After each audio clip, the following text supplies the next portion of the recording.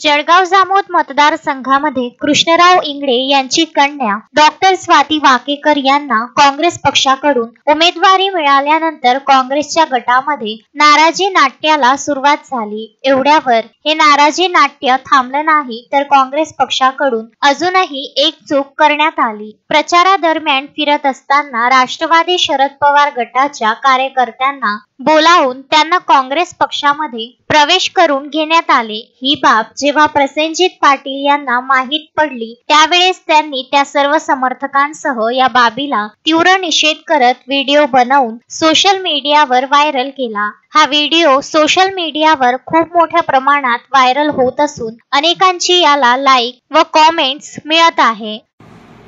नमस्कार।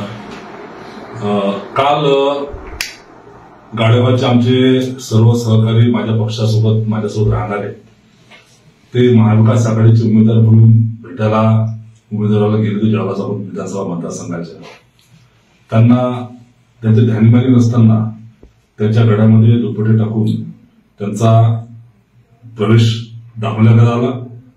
ते सर्व भांबावले आणि त्यांचं आज मला भेटायला आले की दादा म्हणे आम्ही आधीपासून तुमच्यासोबत आणि कायम तुमच्यासोबतच राहणार आहे।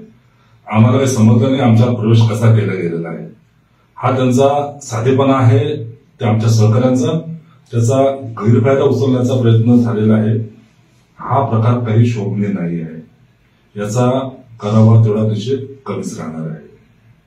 जळगाव जामोद विधानसभा मतदारसंघामध्ये महाविकास आघाडी म्हणून ज्या दिवशी पक्षाचा आघाडीचा अर्ज भरायचा होता आम्ही स्वतः त्या ठिकाणी हजर राहून अर्ज भरायला हजर राहिलो, सभेला हजर राहिलो।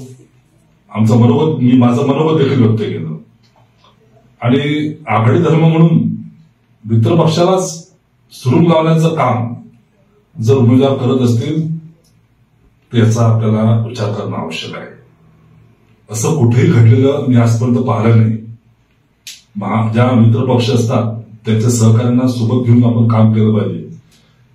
या बाबतीत माझी विनंती राहणार आहे, महाविकास आघाडीचे वरिष्ठ नेते मंडळींनी या विषयामध्ये तातडीनं लक्ष घालावं व उमेदवाराला योग्य त्या सूचना द्याव्यात, जेणेकरून भविष्यामध्ये कोणताही गैरसमज आणि चुकीचा संदेश जाणार नाही असं यामध्ये आपल्याला अपेक्षित आहे।